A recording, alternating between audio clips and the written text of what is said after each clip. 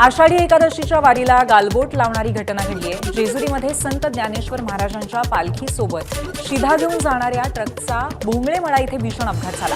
या दुर्दैवी घटनेमध्ये सांगलीच्या 3 महिला वारकऱ्यांचा मृत्यू झालाय, तर 7 वारकरी जखमी झाले असून त्यापैकी दोघांची प्रकृती चिंताजनक आहे। एका जखमीला पुढील उपचारासाठी पुण्याला हलवण्यात आलंय।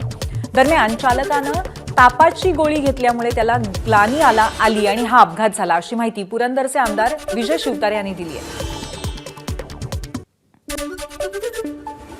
दिंडी चाललेली पुढं आमची पाठीमागून मोठा ट्रक आला आणि ती पाठीमागून ट्रक घातला अंगावर एक आम्ही साईडमधून चाललेलो त्यातून गाठली ती धडाधडा पडत पडत पडत सगळी अंगावून गाडी पुढे निघून गेली। कोणी कुणाला जास्ती लागले, कोण जखमी आहे, कोण 3 जण काही मेले ते असं समजावं आणि 8 जण काही सदस्य असं ऐकायला मिळालं। आता अजून हिच्या काही माहीत नाही।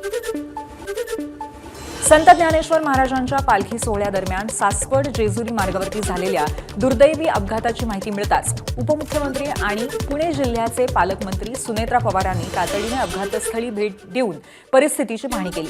जखमींवरती तातडीने आणि सर्वोत्तम वैद्यकीय उपचार करण्यात यावेत, तसंच आवश्यक ती सर्व मदत तात्काळ उपलब्ध करून देण्याच्या सूचना त्यांनी प्रशासनाला दिल्या आहेत।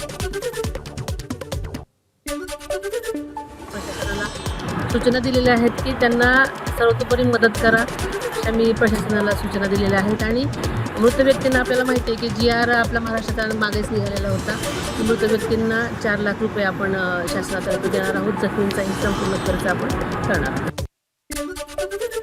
जेजुरीत झालेल्या भीषण अपघातानंतर महसूल मंत्री चंद्रशेखर बावनकुळे यांनी जेजुरी ग्रामीण रुग्णालयाला भेट देऊन जखमी वारकऱ्यांची विचारपूस केली। यावेळी त्यांनी डॉक्टरांशी चर्चा करून उपचाराची माहिती घेतली। वारीमध्ये अशी घटना होणे काही चांगलं नाही आहे। घटनेची चौकशी करूच, पण आता आम्ही सांगितलेलं आहे की जे काही या ठिकाणी ॲडमिट आहे त्यांना संपूर्ण त्यांची व्यवस्था शासन करेल। मृत झाले आहेत त्यांच्याशी शासन पाठीशी राहील, त्यांनाही आधार शासन देईल। कोल्हापूरच्या राजारामपुरीमध्ये एका महिन्याच्या मुलीचं बारसं होण्यापूर्वीच अस्मिता काटकर या महिलेने गळफास घेऊन आत्महत्या केली, तर लग्नापासून पैशासाठी छळ आणि मुलगी झाल्याचा राग म्हणून हत्या करण्यात आल्याचा आरोप माहेरच्या नातेवाईकांनी केलाय। या प्रकरणी पती, सासू, सासरे आणि नणंद या चौघांवरती हुंडाबळीचा गुन्हा दाखल केलाय आणि पतीसह 3घांना पोलिसांनी ताब्यात घेतलंय। वारंवार तिच्याकडून पैशाची मागणी केली जायची वेगवेगळ्या कारणासाठी आणि काही पैसे दिले गेलेले आहेत, परंतु आणखी ती मागणी होत होती। त्याचबरोबर तिला मुलगी झालेली आहे आणि त्यांना मुलगा हवा होता, यासाठी देखील तिचा मानसिक छळ हा होत होता। नागपुरामध्ये 10 रुपयासाठी चहा विक्रेत्याने मजुराची हत्या केल्याची घटना घडली आहे। कपिलनगर परिसरामध्ये 10 रुपयांच्या चहाच्या पैशावरनं मजुराची हत्या झाली। मुख्यमंत्री देवेंद्र फडणवीसांच्या कार्यक्रमासाठी उभारलेल्या मंडपावरती काम करणाऱ्या मनोज यादव याची धारदार शास्त्राने हत्या करण्यात आली आहे। चहा विक्रेता कैलास लालचंद गणवीरने वादातनं मनोज यादववरती हल्ला केला होता। कपिलनगर पोलिसांनी आरोपीला ताब्यात घेतला आणि पुढचा तपास सुरू आहे। अहिल्यानगरच्या श्रीगोंदा तालुक्यामध्ये एकावरती तलवारीने हल्ला करत त्याचे हाताचे पंजे तोडल्याची गंभीर घटना घडली आहे। रोहिदास दांगडे हे गंभीर जखमी झालेत। या प्रकरणी 6 जणांच्या विरोधात गुन्हा दाखल करण्यात आलाय। जुन्या वादातनं ही घटना घडली आहे। विक्रम दांगडे या आरोपीला पोलिसांनी अटक केली आहे, तर इतर आरोपी फरार आहेत। मागील भांडणाच्या कारणावरनं हा प्रकार घडल्याची माहिती आहे, तर राजकीय वैमनस्यातनं हा प्रकार झाल्याची चर्चा सुरू आहे। रत्नागिरी जिल्ह्यातील चिपळूण तालुक्यातील रेहेळ गावणवाडी इथे कौटुंबिक वादातनं धक्कादायक घटना घडली आहे। शेतातील लावणीची कामं असल्यामुळे लवकर उठा असे सांगितल्याच्या रागातनं सुनेने 71 वर्षाच्या सासूला शिवीगाळ करत लाकडी फाट्याने मारहाण केली। या प्रकरणी जखमी सासूच्या फिर्यादीवरनं सुनेच्या विरोधात चिपळूण पोलीस ठाण्यामध्ये गुन्हा दाखल करण्यात आलाय आणि पुढचा तपासही सुरू आहे। भिवंडी टीईटी पेपर फुटी प्रकरणामध्ये तपासाला वेग आलाय। या प्रकरणामध्ये आतापर्यंत एकूण 12 जणांना अटक करण्यात आली असून सर्वांनाच न्यायालयीन कोठडी सुनावण्यात आली आहे। आज पवन कुमार यादव आणि हरिओम सिंग या दोघांना भिवंडी न्यायालयाचे न्यायाधीश SS घोडके यांच्यासमोर हजर करण्यात आलं। न्यायालयाने दोघांनाही न्यायालयीन कोठडीमध्ये पाठवलंय। दरम्यान या प्रकरणातील मुख्य आरोपी विजेंदर गुप्ता अद्यापही फरार आहे। लाडकी बहीण योजनेतून 80 लाख नव्हे तर 92 लाख लाभार्थी वगळल्याचं समोर आलंय. ई-केवायसी न करणं, उत्पन्नाची मर्यादा आणि जास्त वयामुळे लाभार्थ्यांना वगळण्यात आलंय. त्यामुळे एकूण लाभार्थ्यांच्या तब्बल 38% लाभार्थी योजनेतनं कमी झालेत. मराठवाड्यातील 8 जिल्ह्यांमधून सर्वाधिक 28 लाख लाडक्या बहिणींना वगळण्यात आलंय.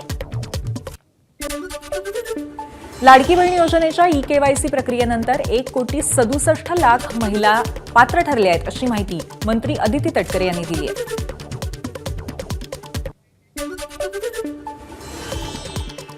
ज्यांना वारंवार संधी देऊन सुद्धा ई-केवायसीची प्रक्रिया झाली नाही त्यांना त्या ठिकाणी योजनेचा लाभ आणि जे काही नियम आणि निकष ठेवलेले होते त्यानुसार या योजनेचा लाभाच्या दृष्टिकोनातून सरकारने त्या ठिकाणी निर्णय घेतला.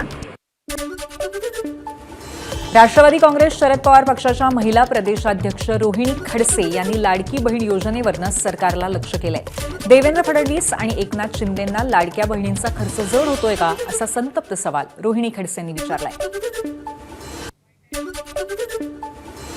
मला आता लाडक्या बहिणी जड वाटायला लागल्या आहेत का? जिथे तुम्ही लाडक्या बहिणींचे सगळे लाड पुरवतात, त्यांच्या सगळ्या हट्ट पुरवतात, तिथे महाराष्ट्रातल्या माझ्या लाडक्या बहिणींवरचा खर्च काढण्या इतपत किंवा आता त्यांच्यावरती होणारा खर्च हा तुम्हाला जड वाटायला लागलाय का? आज लाडक्या बहिणींच्या पाठीशी खंबीरपणे उभे राहणारे लाडके दादा नाहीत. पुढची बातमी बघूयात. काही दिवसांपूर्वी शरद पवारांनी उपमुख्यमंत्री एकनाथ शिंदे यांची भेट घेतली होती. या भेटीमुळे राजकीय वर्तुळामध्ये चर्चेला उधाण आलं होतं. दरम्यान यावर आता अजित पवारांच्या राष्ट्रवादीचे आमदार अनिल पाटील यांनी प्रतिक्रिया दिली आहे. ही भेट अचानक झाली, मात्र शरद पवार एकनाथ शिंदे यांच्याकडे का गेले याबद्दल अनेक शंका आहेत. आघाडीमध्ये बिघाडी झाली म्हणून पवार साहेब गेले का? एनडीएला समर्थन द्यायचंय का? अशा शंका अनिल पाटलांनी उपस्थित केल्या. तसंच जर शरद पवार यांना महायुतीमध्ये जायचं असेल तर त्यांना केंद्रीय नेतृत्व आणि केंद्रीय पक्ष यांच्यासोबत चर्चा करावी लागेल, असंही अनिल पाटील म्हणाले. शिंदे साहेबांची जी भेट झाली ती अचानक झालेली आहे. शेवटी पवार साहेबही त्यांच्याकडे का गेले अशा अनेक शंका आहेत.